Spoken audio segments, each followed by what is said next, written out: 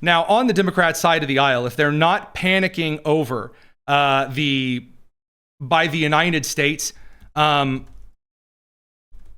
if they're not panicking over the executive order from President Trump, they are in fact panicking instead over James Talarico or Graham Plattner. So Graham Plattner, we'll hit first because it's a lot easier to just kind of get him out of the way. The more we hear about this guy's past, the worse it is. So a list of horrible things that he said, of course, the Totenkopf, SS tattoo. Also, again, just a number of things that this filth has said over the years, slamming and wishing for the death of Purple Heart veterans, all kinds of stuff. There are several Democrats in Maine that have been calling for him to step down from the race, which I'm not entirely sure as to how that would work at this point. There is now a source that I can confirm inside the DNC. So this is an individual who spoke to me off the record, very specifically inside the national DNC, so not like a state Democrat party, who has confirmed that there are several individuals inside senior leadership for the DNC. And again, I'm trying to be very specific with my language there, suggesting from the DNC that Graham Plattner is being asked to drop out of the race in Maine entirely, because at this point, Susan Collins is again considered favored to win that particular seat.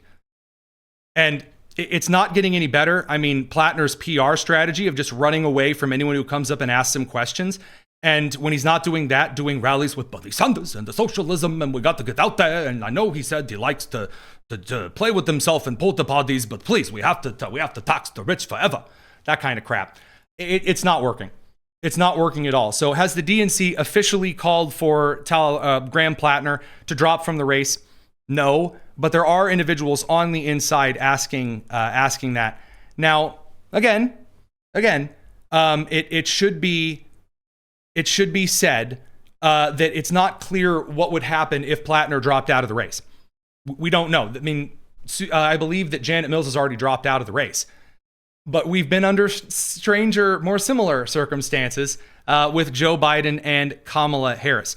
And we'll get to Kamala Harris here in a little bit. An update, we do now have a post from the U.S. Central Command as of 7:46 p.m. Eastern.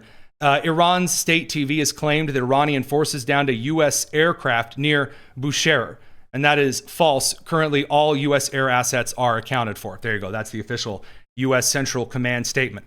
Now, that brings us over to James Talarico. James Talarico's having a rough time, and the reason he's having a rough time is because of his own stupid mouth and fingers, based on the tweets that he sent. And you can tell they're starting to get under his skin, because he should really be jubilant and joyful over getting to face off against Ken Paxton. But people in Texas aren't really talking about Ken Paxton's scandals. They're not. In fact, what they're saying is, yeah, you know what? I don't like that Ken Paxton allegedly cheated on his wife. I guess that's one of the things that's being thrown up. What I also don't like a whole lot more is a guy who his official positions are, Jesus was trans, we need to stop eating meat for global warming's sake, we need to tax everybody, middle income and up, really, really hard. We need to move towards green energy again in Texas. I wouldn't recommend it. And also, God's non-binary. I call women neighbors with a uterus, all that stuff. Again, a flawed candidate is something Republicans are willing to accept if the policies they present are favorable. And I don't have to bring up President Donald J. Trump to drive that point home. So James Talarico is now on the defensive. Here he is on C-SPAN making this case. It's bizarre. In just a couple of days, all of the Beto O'Rourke momentum is already starting to blow away like dust in the wind. They're going to throw everything they've got at us. They've already called me a radical leftist. They've already called me a fake Christian. They've even called me a vegan. Okay, so radical leftist, they've called fake Christian, and vegan. Keep those in your head. Take notes. There's going to be a pop quiz afterward. And those are fighting words in the state of Texas. Okay, so no one believes you when you say those are fighting words. First of all, the proper term is them's fighting words. That's how that's supposed to be said, them's fighting words. Not those are fighting words. I'm such a Texan, you know. No. You know, I'm an 8th generation Texan. I've been eating barbecue since before Ken Paxton's first indictment. Okay. Now, let's dig into some of this a little bit. Here's the issue with the Talarico campaign. He can't just get out there and say, I've never said that. I'm not a vegan. Here's a picture of me. Not this one, not that. Here we go. Of James Talarico. See how I am eating this turkey leg wrapped in bacon, holding it with a napkin, which no one does. See how I see the object next to my mouth? I am not a vegan, he says. Here's the issue with the Talarico campaign. This is a former little influencer boy who wanted everyone to know how socially and politically correct he was, especially through the COVID era. Here is James Talarico not only saying he's vegan, but that we all have a duty to be vegan. His campaign is not eating meat to save the environment. We have, I think, heard more and more issues of animal welfare. I think not just because it's the right thing to do and the moral thing to do. I do want to clarify, because we don't actually have the transcript here, and maybe this is deeply inappropriate, and I am very sorry. He said animal welfare. Now, I know that it sounded like he said something else, kind of, like booty welfare. But no. He didn't say anything about being anal retentive. No. Animal welfare was the term that he used. I know there's rumors, but let's get the transcript right. He said, we care about animal welfare. But also, it's, as all of you know, necessary to fight climate change. It is now existential that we try to reduce our meat consumption and that we try to respect animals in all aspects of society. And so I am proud to say that our campaign has officially become a non-meat campaign. So we are only buying. I'm good. I love it so much whenever like there's an announcement like this and you hear like 3 people in the crowd cheer, just super duper excitedly, just. It's like the crowd goes mild. Yeah, we're going to be meatless as a vegan campaign. Products from our local vegan businesses. Some of you may know Big Nona's. They were little Nona's, and then they opened up brick and mortar, so another Big Nona's. But that's an insult to Nona's everywhere, to our Italian and Sicilian audience. Absolutely the frick frack not. Number 2, that's a big no. So there he is. So he's, I'm not a vegan, but he did the thing. He didn't just say, I'm a vegan because, maybe I have a protein allergy or something like that. No, he's like, I'm vegan because we got to do it for the climate. So is the climate issue just not a thing anymore? It's not happening, Captain? Gee, how quickly that stuff falls apart. Now, that brings us to kind of the radical leftist nonsense, which again, not eating meat for the climate. Yeah, that would be the radical left stuff that people are referring to. And again, I know it's exciting. You saw him eating putting his mouth up to the meat. That's exciting, but no. We're going to get to the fake Christian stuff next, and there's a ton more tonight. Radio Crew, we're going to see you guys, I should say, for the Radio Crew tomorrow. It's the Tony Kinnett Cast here on the Daily Signal, nationally syndicated, and first on 93 WIBC. Y'all take care. All right, now the Radio Crew is sent off to their soft slumber, and we can continue. So, the fake Christian side of things. Massive, large yikes from James Talarico on the Christian side for a couple of reasons.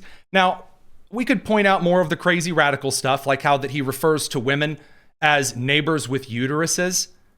Every one of our neighbors with a uterus became the property of the state. One of our neighbors with a uterus to be able to control their own body. Our neighbors with a uterus. Yeah, okay.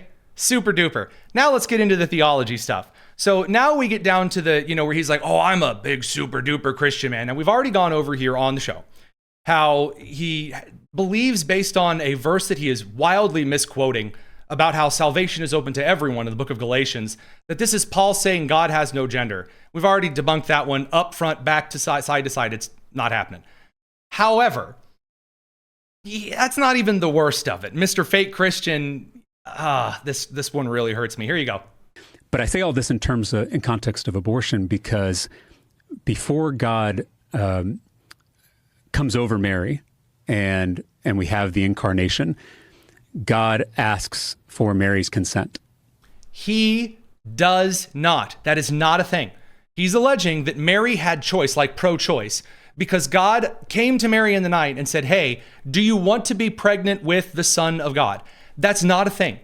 I mean, this isn't even just bad fan fiction. It is quite literally not what happens. Do you know how we know that is not what happened? Even if they're saying, well, I think that's something that God would do, because Mary is first visited by the angel who says, hey, you are right here, right now. You are carrying the Son of God. You are carrying. And Mary goes, but I'm a virgin. How is this a thing? He says, this is what God has ordained. This is going to be the Messiah. And then Joseph seeks to put her away quietly, seeks to get a divorce, like quietly, so he doesn't dishonor her, because he thinks that's not his kid, that's somebody else's kid. If Mary would have been approached by God to be asked, oh, hey, do you want to carry Jesus in your womb? You think she might have had that conversation with Joseph first before the Immaculate Conception took place? This is basic, guys. This is like very simple Sunday school stuff. Very, and this is very low bar. Which is remarkable. I mean, go back and read this in Luke. I mean, the angel comes down and asks Mary if this is something she wants to do. And she says, if it is God's will, let it be done. Let it be. Let it happen. So to me, that is an affirmation in one of our most central stories that creation has to be done with consent.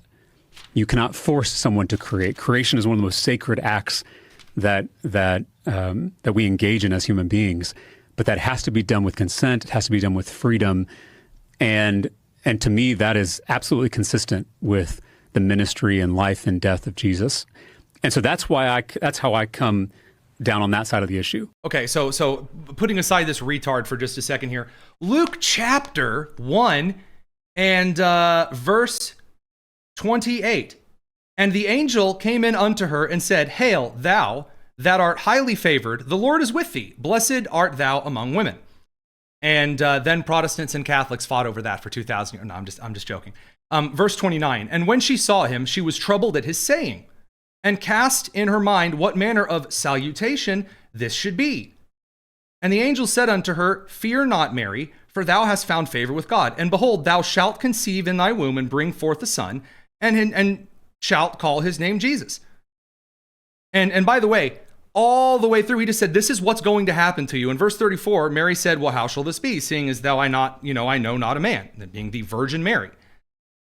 And then, after the angel says quite clearly, hey, with God, nothing is possible, is what he's going to do. Then Mary says, behold, the handmaiden of the Lord, be it unto me according to thy word.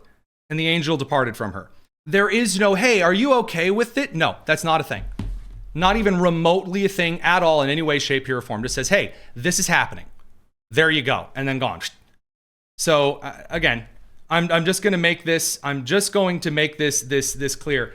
I'm now being told that there is someone that Catholics believe the Immaculate Conception is something totally different. Well, I'm not Catholic, I'm a Baptist, so sorry. For the Immaculate Conception, that would be when Mary conceived Jesus Christ. If we're going to tussle over Catholic and Protestant stuff, that's a waste of time. So in the meantime, let's get over to what I've been dying to share with you. So it's worse. It's worse for Talarico than just that, because again, there's a couple of bad campaign decisions that have been made so far. Again, holding an object up to your mouth in the modern age of the internet is not a good idea. You're going to get a lot of very phallic memery and a lot of gay jokes, and it's not really good for the campaign. So what you don't do is then turn around and send out this mailer. This was sent to me, and I have to say it is alleged as a mailer because I'm not in Texas. I haven't seen this envelope yet. However, I will explain why I'm showing it to you here in a second, even though I haven't verified that this has already gone out to people here. So, quote, the biggest divide in this country is not left versus right, and then over James Talarico crossing his arms in a b-boy stance. It's top versus bottom.